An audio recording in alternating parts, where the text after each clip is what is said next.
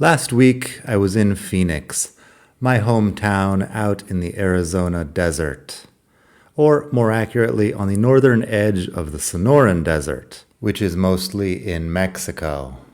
It was my wife Morena's first time in Arizona and her first time in the U.S. generally. My mom drove us up to the old neighborhood so Morena could see the landscape. It rained heavily along the way, unusual for these parts, as you can imagine. Finally, after the interminable drive up Scottsdale Road, we turned off and parked near the old house. Morena and I got out of the car. It really hasn't changed much. The road is badly paved and stretches off into a vanishing point between the Palo Verde trees. The big dead ironwood tree is still there in the front yard, and the saguaro cacti, and the gray concrete block house behind them. And otherwise, there's nothing. No shops or transport or infrastructure of any kind, just a handful of houses in the desert. Morena walks a bit across the dry wash that's actually, just today, not dry because of the rain. We peer through the shrubs at the house where I grew up. "Well, what do you think?" I ask. "What a shithole," she says. If you're used to European civilization, this square of desert in the middle of nowhere doesn't seem like much. And when I tell people I grew up in the desert, for some reason they don't believe me. I stare down the road for a minute. It didn't used to be paved. Trucks would speed by and kick up a cloud of dust. We would shake our shoes in the morning before putting them on because of scorpions. Shooting rabbits in this dry wash was one of the high points of my childhood. I hate this place with every fiber of my being, I say, finally. And we get into the car and drive back to town. Hey everybody, it's Daniel. Welcome back to Spain to Go, the best podcast in the entire multiverse for all things Spain. This is episode 121. It's called Becoming a Spanish Citizen. I'll let you guess why. Only that introduction really is about Arizona. The rest is about Spain, so hang in there. I've got a few shout-outs to give. I actually have a lot of shout-outs to give, but I'm only going to give a few today. I will give some more in my next episode. So shout-out to Ed. Ed recently donated some money to the podcast. He has donated multiple times, actually. Ed says, "Love your podcast. Next time, I'll remember not to be the first one to leave Mass." That, of course, is a reference to episode 119 of this podcast, in which an old woman denounced me to the police because I was leaving Mass, and she thought I had stolen her wallet for some reason. It's a long story. You can hear about it in episode 119, as well as some information about your rights when stopped by the Spanish police. I also received a donation from Jim. Jim is a several-time donor as well. Jim is known by his nom de guerre, Seamus, over on YouTube. And anytime I publish a video on YouTube, Seamus comments within about 10 minutes. I guess he just drops whatever he's doing and watches my video. I appreciate that. Jim or Seamus is out in the US, I believe, and I think he said he's going to be retiring in Spain within a few years. So thank you, Jim or Seamus, for your donation and for all your comments. Commenting, of course, helps with the algorithm. I also have a shout out for JR. JR says, "I stumbled across your podcast a couple months ago and really enjoy it. I've been studying Spanish for a while now, so I will check out your Spanish lessons. Looking for things about Spain and the Spanish language is how I found you. I plan to visit Spain next year." Thank you very much, JR. My Spanish lessons are over on YouTube at Learn Spanish with Daniel. You might be listening to the podcast over there too. All episodes of the podcast are on the same channel, Learn Spanish with Daniel. So thank you very much to Ed, Jim, and JR. I appreciate the donations. If you would like to donate, just head on over to expatmadrid.com/donate, and you can do it there. That is the donation page, expatmadrid.com/donate. Any amount is fine. I appreciate whatever you've got handy. And several people have donated multiple times, as I said. So if you have donated previously, there's literally nothing stopping you, literally nothing, from donating again and again and again. I'm just saying. So thanks to everybody. The expatmadrid.com/donate page is right there. And I will have more shout outs in the next episode coming soon. Let's get back to becoming a Spanish citizen. A few days later, we were back in Barcelona. This is home these days. El barrio de Clot, just past Glorias. It's not glamorous, but it's what we've got. Often people look at me and Morena and get curious. Where are you two from? I usually grumble a minimal response, but Morena is more chatty.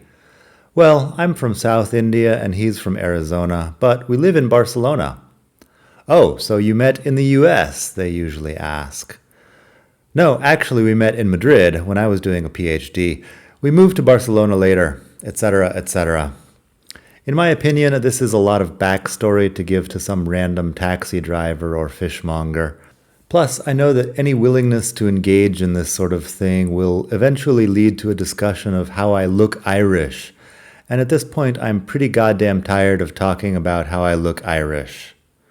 Anyway, for me, the word home might mean Barcelona, or it might mean Madrid, where I spent 13 years when I first moved to Spain. Or it might refer to that patch of land out in the Arizona desert, on the edge of the wasteland, where nobody in my family has lived for about 20 years. All this to say, it's complicated. Home is a story you can tell yourself, but depending on who you are, it might not matter all that much. Or maybe like me, you spent most of your time there wishing you were somewhere else. A few days after arriving back in Barcelona, yesterday in fact, I got an email from the civil registry with my Spanish birth certificate attached. That's the final document I needed for my Spanish nationality process. I put in the papers more than 2 years ago, got denied, appealed, and was finally accepted back in August. I have a couple of previous episodes about that, if you would like to have a listen. So all I needed now was a photo. I went down the street to some sort of studio on the corner. The guy working the camera asks me what size photo I need. Spanish passport size, please. He squints at me. Are you sure? Yes, very sure, I say. Because you're not from here, he says. I had considered that once I got the nationality, I might spend the remaining years of my life justifying my Spanishness to people who have never gotten up early to spend the morning in the line at the immigration office, who have never known what it's like to have your whole future hanging on the decision of some grumpy bureaucrat or underpaid social worker. But I didn't expect it to start now, before I even had the documents. I mumble something, I can't remember what. The photo guy takes a picture and charges me €9. It's good to have someone to keep my ego in check, even if it's a stranger, unwittingly.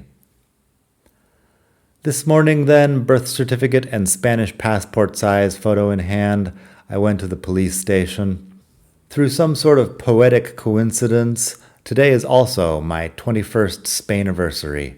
21 years since I stepped off the plane in Madrid back in 2004 with a vague idea I was going to live in Europe. And through another poetic coincidence, I'm now 42, meaning that 21 years in Spain is half my life. Half my life living abroad, half my life struggling with foreign bureaucracy and telling people where I'm from. On the metro, I'm listening to Juicy by the Notorious B.I.G. It's a rags to riches story. You may remember the famous intro where Biggie says, "This album is dedicated to all the teachers who told me I'd never amount to nothing, to all the people who lived above the buildings I was hustling in front of, to all my peoples in the struggle. It's all good, baby, baby." That's kind of how he says it. I don't know, I'm not doing a very good Notorious B.I.G. impression this morning. But today on the metro, those words give me goosebumps. I've had more than a little struggle over the past couple of decades trying to make it work as an immigrant. Not that I'm at Biggie's level of rags to riches, but I've done pretty well for a college dropout from the middle of the desert. Lyrical note, some versions of the song don't say my peoples in the struggle, but instead use a word I am not supposed to repeat. Watch the video to find out which one. Just head over to YouTube and put in Juicy by the Notorious B.I.G. It's one of the all-time great rap songs. Anyway, once I reach the office, the passport and national ID card take about 20 minutes to make. I walk into the police station as a foreigner and walk out as a Spaniard. Viva España! My life as an immigrant is over. Or is it? 14 years ago, because that's approximately how long I've been doing this, I wrote an article about the Spanish dream, which was then imploding in the wake of the 2009 financial crisis. Those of you who think that the financial crisis was really bad in the US could contemplate that here in Spain, unemployment reached almost 26%, and that the stock market didn't recover until earlier this year. That is approximately 17 years for the stock market to recover its pre-crisis levels. It was, in other words, really, really bad, and people were convinced that the Spanish dream had come to an end. I have grown up a lot since writing that article, but I don't think I was wrong when I said basically that the Spanish dream consists of a job you cannot be fired from and ownership of a small flat in a red brick building. Morena and I bought a small flat a couple of years ago. I assume our building is red brick under the stucco. And the first thing I considered when my nationality came through was whether it's too late for me to get a government job. It isn't, although I would have to learn a lot of Catalan and take a civil service exam. So most likely I won't be a stamp-wielding bureaucrat, a mailman, or a parking meter cop in this life. I wouldn't mind having a job I could do outside, but being honest with myself, I would probably hate working for the government, despite the steady paycheck. Okay, full disclosure. I didn't write this in the article, but I occasionally do these full disclosures when I decide that the original thing that I wrote is not quite 100% honest. So, full disclosure, episode 119, when I was being patted down by the police after the lady decided that I had probably robbed her in the church, within half an hour of that incident, I was Googling to find out whether I could become a Catalan police officer. I can. I'm not too old or anything, but there is an obstacle course that involves jumping and sprinting, plus a massive civil service exam, plus I would have to learn a lot of Catalan. I don't know. Stay tuned. If I become a Spanish police officer, I might get some interesting content out of it, but it seems doubtful. In any case, having Spanish nationality changes almost nothing. Or it changes everything. I haven't decided yet. I might have a whole identity crisis. I might start telling people that I'm Spanish, but I grew up in the US. I'm sure I'll still get the, oh, but you look Irish thing, or the, you're not from here, all the time. That's just part of being a sexy ginger. I'll have to live with it. In a previous article, I compared the Spanish passport to the idea of a MacGuffin in the movies. A MacGuffin, in case you're not a huge nerd about writing and story structure, is just something a character wants. It doesn't particularly matter what it is, just that the character wants it. The MacGuffin serves to move the plot forward. It's the Holy Grail to Monty Python, or the Maltese Falcon to whoever was in that movie. And I've had plenty of different MacGuffins in my life, but the Spanish passport is the one that took the longest to get. Of course, the problem with achieving your goals is that you have to set new ones and then work on achieving those. You wake up in the morning and it really doesn't matter what you achieved yesterday. You have to do something else. It's a cycle that doesn't end, apparently, as long as you're still alive, and I've got some time left. Maybe a lot of time.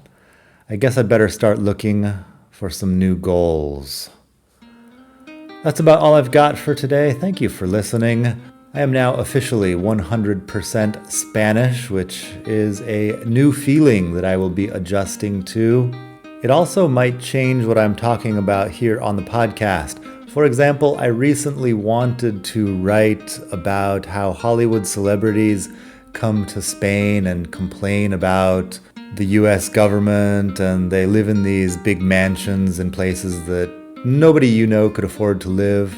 But they talk about how America is bad and Spain is good, and the Spanish people just gobble it up. Like, it's kind of disturbing how somebody like Richard Gere, who we know nothing about except that he was, in a movie with Julia Roberts 30 years ago. He moves to the richest neighborhood in Spain, talks about how America is bad, and he gets in the newspaper all the time. And Spanish people just think, wow, Richard Gere loves Spain.